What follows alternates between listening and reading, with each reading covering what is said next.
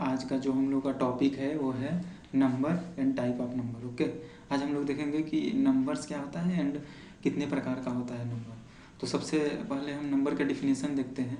तो a number is a mathematical object which is use to count, measure and label. Okay, number क्या है? Actual में number एक mathematical object है जिसका यूज किया जाता है काउंटिंग में। काउंट मतलब गिनना, किसी चीज़ को काउंट करने के लिए।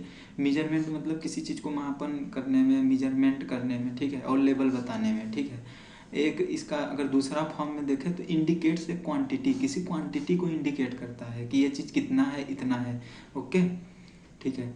इसके बाद अब देखते हैं कि टाइप ऑफ नंबर्स, कितने प्रकार का नंबर होता है इसको देखते हैं, ठीक है। अब जो हमारा नंबर होता है मेन रूप से दो ही टाइप का होता है। एक होता है हमारा रियल नंबर, एक होता है हमारा इमेजिनरी नंबर।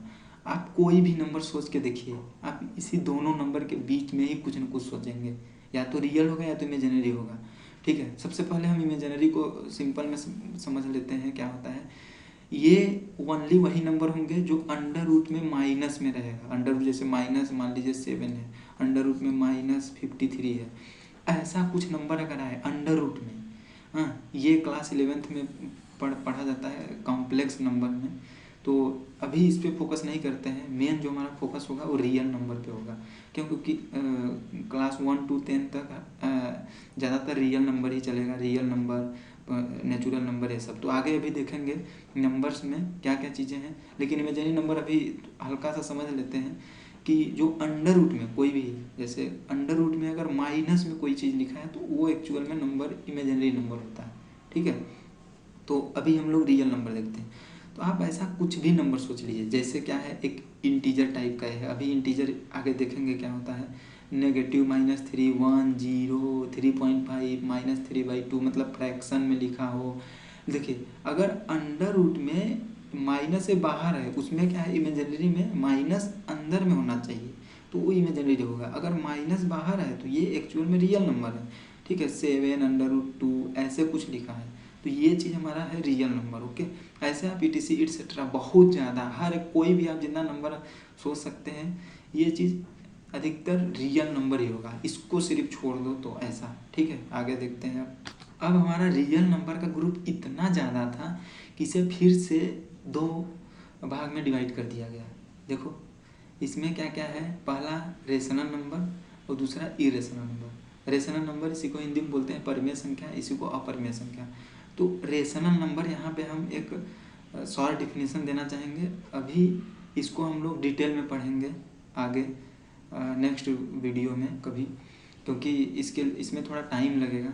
तो अभी हम लोग देखते हैं बस सिंपल कि जो रियल नंबर था उसको फिर से दो पार्ट में डिवाइड कर दिया गया, क्योंकि बहुत ज़्यादा इसका रियल नंबर में बहुत बड़ा ग्रुप है, उसमें सब कुछ आ जाता है। मान लीजिए डेसिमल में भी आएगा, फ्रैक्शन में भी आएगा, हर एक तरह का चीज़ है। तो इसमें क्या हो जाएगा, रेशनल नंबर, इसको दो पार्ट में बांटा गया। तो रेशनल नंबर, इरेशनल नंबर। तो रेशनल नंबर क्या होता है, can be written in the form of P/Q। P/Q that means कि P एंड Q इंटीजर है, तो आपको ऐसा नंबर जो कि फ्रैक्शन के फॉर्म में लिखा होगा, जैसे 1/2, 3/2, 1/5, ऐसे कुछ ETC। अगर आप किसी भी नंबर को इस तरह लिख सकते हैं किसी भी तरह, जैसे मान लीजिए हमारा 6 है तो 6 एक रेशनल नंबर है, इसको इसके डिवाइड में क्या है, 1 है, हाँ, ये दिख नहीं रहा है। तो 6/1 ये क्या है, एक रेशनल नंबर है, ठीक है। तो इरेशनल नंबर क्या होगा, can not be written in the form of P/Q। ऐसा नंबर जिसे हम लोग P/Q के फॉर्म में नहीं लिख सकें। P एंड Q क्या है, इंटीजर है, तो उसे क्या बोलेंगे, इरेशनल नंबर। एग्जाम्पल जैसे क्या है, simple √2, √3, √5। √4 is a rational number. क्यों, क्योंकि इसका एक्चुअल में जब इसे सॉल्व करोगे तो 2 आएगा, बाहर निकल गए, ठीक है। तो ऐसा नंबर जो जिसका मतलब आप क्लास लोअर क्लास में क्या करते थे कि √3, √2 का अगर वैल्यू निकाले तो 1 पॉइंट ऐसे कुछ समथिंग 1.414 ऐसे करके आता था। कभी इंड खत्म होगा ही नहीं, तो ये चीज़ बाद में देखेंगे, ठीक है। अब हम लोग एक थोड़ा सा नोट देखते हैं। नोट में एक्चुअल में ये जो कॉम्प्लेक्स नंबर होता है ये हम लोग क्लास 11th में पढ़ाया जाता है। तो जो मैथमेटिक्स पढ़ते होंगे क्लास 11th में पढ़ाया जाता है। तो इसके दो पार्ट होते हैं, एक रियल नंबर, इमेजिनरी नंबर। तो ऐसे ही नंबर दो टाइप का होगा, एक रियल, इमेजिनरी। तो उसमें दोनों मिक्स होता है तो उसे कॉम्प्लेक्स नंबर बोल दिया जाता है। इसमें रियल भी होता है, इमेजिनरी भी होता है, तो उसे कॉम्प्लेक्स नंबर बोल दिया जाता है। ये सिंपल सा नोट था। अब हम लोग आगे देखते हैं कि अदर्स जो रियल नंबर है वो टाइप्स, जैसे natural number, integer, whole number. Okay, अब हम सबसे पहले देखते हैं नेचुरल नंबर। ओके, अब नेचुरल नंबर क्या होता है? नेचुरल नंबर स्टार्ट होता है 1 से। ये चीज़ हमेशा याद रखना कि 1 से स्टार्ट होता है नेचुरल नंबर। 1 2 3 4 5 6 7 8 9 10। बहुत सिंपल है ये, तो इसी को हिंदी में प्राकृतिक संख्या बोलते हैं। ओके, इतना क्लियर है। अब होल नंबर बाद में जीरो का डिस्कवर हुआ, तो जीरो, इसमें एक जीरो भी इंक्लूड हो गया तो उसे होल नंबर बोला गया, उसी को पूर्ण संख्या बोलते हैं। तो देखो इसको रिप्रेजेंट कैसे करते हैं? नेचुरल नंबर है तो इसे n से, इसका जो फर्स्ट लेटर है इसका n है नेचुरल का, तो n से इसे रिप्रेजेंट करेंगे, इसे w से, तो होल नंबर है। तो इंटीजर, अब इंटीजर आगे आते हैं। अभी तक देखिए कभी भी दोनों में नेगेटिव नंबर्स कुछ नहीं थे, तो अब नेगेटिव भी इसमें जोड़ दिया गया तो इंटीजर बन गया। -∞ to +∞ इंक्लूडिंग जीरो सहित लेकर के, ठीक है। तो माइनस, जैसे -∞, -99, -100, इस टाइप के नंबर, मतलब पॉइंट में नहीं होना चाहिए कि 1.2, इस टाइप के नंबर नहीं। माइनस में सीधा ऐसा समझिए, -5, -4, -3, मतलब एकदम पूरा काउंट। तो ऐसे जीरो भी ले लीजिए, 1 2 3 4 5 6, इसे रिप्रेजेंट करते हैं या तो आई से इंटीजर, या तो इसे जेड से भी रिप्रेजेंट करते हैं, क्योंकि ये जेहलन वर्ड से आया है पूर्णांक। तो ये क्या है, इसमें देखिए एक और इम्पोर्टेंट चीज़ है कि इंटीजर के अंदर ही नेचुरल नंबर भी है, और इसी के अंदर भी यहाँ से अगर उठा कर देख लें तो ये होल नंबर भी है। तो ये दोनों लाई करता है इसके अंदर, इंटीजर के अंदर, ठीक है। अब हम लोग देखते हैं even numbers and odd numbers. Okay, even numbers वो नंबर्स होते हैं जो कि 2 से डिविजिबल होता है, बहुत ही सिंपल है, इसमें कुछ नहीं। वो नंबर्स जो 2 से डिविजिबल है, सिंपली उसका पूरा भाग चला जा रहा है, वो इवन नंबर्स हैं। जैसे 0 एक इवन नंबर है, क्यों? क्योंकि 0 में तो किसी से भाग चला जाएगा, 2 से आप देख लीजिए, 2 से इसमें डिवाइड करिए तो ये 0 बार जाएगा, 0 यहाँ, ये रिमाइंडर क्या होगा 0, तो 2 से भाग चला गया, तो 0 एक क्या है, एक इवन नंबर है। 0 2 4 ऐसे ही पूरा बढ़ता चला जाएगा इन्फिनिटी तक, ठीक है। तो कोई भी नंबर अगर 2 से डिविजिबल है तो क्या हो जाएगा, इवन नंबर है, ठीक है। अब ऑड नंबर क्या है, इसी को हिंदी में विषम संख्याएं बोलते हैं। तो ये नॉट डिविजिबल बाई 2, बस 2 से डिविजिबल ना हो, और किसी से हो चलेगा, हाँ 2 से डिविजिबल ना हो, जैसे बस 2 से डिविजिबल ना हो तो वो ऑड नंबर होगा।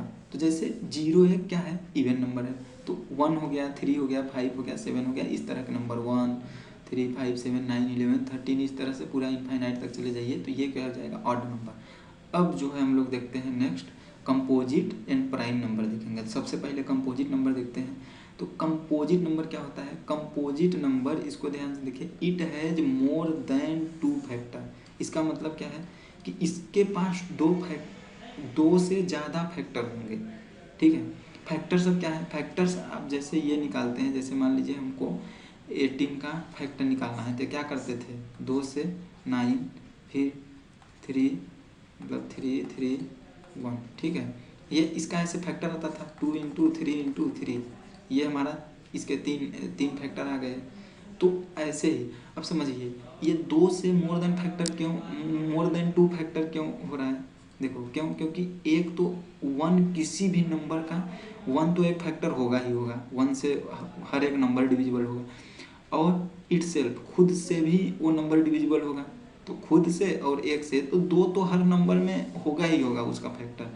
अब उसके अलावा किसी से ये डिविजिबल होना ज़रूरी है, तब जाके वो कंपोजिट नंबर होगा। जैसे कोई एग्जांपल लेते हैं, जैसे मान लीजिए हमारा 14 है, तो 14 क्या है, 14 का 1 तो एक ऑलरेडी होगा ही, 1 से तो डिविजिबल होगा ही ये 14, और हमारा 14 से भी डिविजिबल होगा, ये 2 तो हर एक नंबर के लिए ये तो होगा ही, 1 इन इटसेल्फ फैक्टर होगा ही। इसके अलावा भी ये डिविजिबल है 2 और 7, ठीक है। तो ये इसके मोर देन 2 फैक्टर हुए, 1 2 3 ऐसे इसके मोर देन 2 फैक्टर हुए, ठीक। तो ये क्या हो जाएगा, एक कंपोजिट नंबर होगा। अगर ओनली 2 फैक्टर ही हुए, अगर किसी और तीसरे फैक्टर से नहीं डिविजिबल है, तो तो इसका मतलब वो प्राइम नंबर होगा। तो इसको देख लेते हैं प्राइम नंबर क्या होता है, देखते हैं। ये देखो प्राइम नंबर्स क्या होगा कि it has only 2 factor. Okay, इसके पास केवल 2 ही फैक्टर होंगे, 1 इन इटसेल्फ। ये हर नंबर का जो भी होगा, जैसे एग्जांपल क्या है, 2 से स्टार्टिंग है। अभी हम बताएंगे कि 1 एंड 0 क्यों न तो प्राइम नंबर है न तो कंपोजिट नंबर है, क्यों नहीं है इसका भी आगे देखते हैं हम लोग। तो अभी देखो 2 से स्टार्ट होगा, क्यों? क्योंकि 1 एंड 0 अभी छोड़ दो, न तो प्राइम नंबर है न तो कंपोजिट नंबर है। ये 2 से स्टार्ट होगा। 2 एक ऐसा इकलौता प्राइम नंबर है जो कि इवन है, नहीं तो सब ऑड ही मिलेंगे आपको आगे। तो प्राइम नंबर से होंगे जो कि ओनली 2 फैक्टर होंगे। जैसे 5 है तो ये या तो 1 से डिविजिबल होगा या तो 5 से, इसके अलावा किसी और से डिविजिबल नहीं होगा। 11 हो गया तो ये या तो 1 से डिविजिबल होगा या तो 11 से खुद से, 1 इन इटसेल्फ। इसके 2 ही फैक्टर आएंगे, ऐसा इसका मतलब है कि किसी तीसरे मतलब 1 इन इटसेल्फ के अलावा किसी तीसरे नंबर से ये डिविजिबल नहीं होगा। ठीक है, ऐसा समझिए। अब को प्राइम नंबर आ जाता है। को प्राइम नंबर को देख लेते हैं। को मतलब होता है हिंदी में सह, प्राइम मतलब अभाज्य। तो सह अभाज्य नंबर है, मतलब साथ में ये अभाज्य होंगे, मतलब कि ये दोनों कभी भी साथ में किसी नंबर से नहीं डिविजिबल होंगे। ठीक है, तो उसका HCF ऑटोमेटिक 1 आएगा, मतलब कि मस जो होता है 1 आएगा। तो जैसे एग्जांपल देख लेते हैं, 4 एंड 7 1 है, 4 एंड 9 तो को प्राइम नंबर, क्यों? क्योंकि इसका HCF 1 है। ठीक है, 4 एंड 9 का ऐसा नहीं है कि ये साथ में किसी नंबर से कटेगा ही नहीं, साथ में दोनों। ठीक है, अकेला अकेला देखा जाए तो ये क्या हो जाएगा, सिंगल सिंगल देखोगे तो ये एक कंपोजिट नंबर है, भी एक कंपोजिट नंबर है। लेकिन दोनों को साथ में देखेंगे तो को प्राइम नंबर है। ओके, तो को प्राइम नंबर हमेशा साथ में ही देखा जाएगा।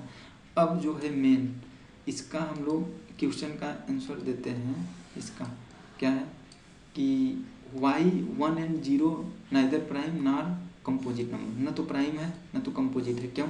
क्योंकि सबसे पहले देखिए प्राइम का क्या है डिफिनेशन कि इट हैज ओनली 2 फैक्टर। तो 1 का सबसे पहले देखते हैं। 1 के पास कितने फैक्टर हैं? Only 1 factor. इसके पास क्या है? Only 1 factor, only 1 factor. तो हमारा जो प्राइम का डिफिनेशन क्या था, इट हैज ओनली 2 फैक्टर। तो ये तो प्राइम नंबर हुआ नहीं। और कंपोजिट नंबर का क्या है? More than 2 factor. तो इसके पास तो एक ही फैक्टर है, न तो ये 2 फैक्टर है न तो मोर देन 2 फैक्टर है।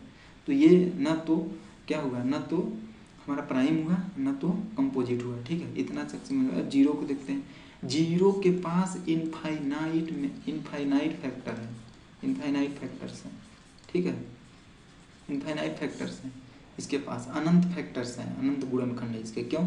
क्योंकि 0 में आप किसी से भी जिससे भी डिवाइड करेंगे पूरा डिविजिबल चला जाएगा। 2 से भी करेंगे चला जाएगा, 0 आएगा। 3 से भी करेंगे 0 आएगा। 4 से भी करेंगे 0, मतलब इनफाइनाइट फैक्टर्स इसके होंगे। ठीक है, तो आप कुछ बोल ही नहीं सकते किसके मोर देन 2 है कि कितना है फैक्टर, आप काउंट ही नहीं कर सकते। तो उस केस में ये कहना कि ये प्राइम नंबर है, एक कंपोजिट नंबर है, गलत है। इसलिए 0 एंड 1 न तो प्राइम नंबर है न तो कंपोजिट नंबर है। ओके, हाँ, थैंक यू फॉर वॉचिंग।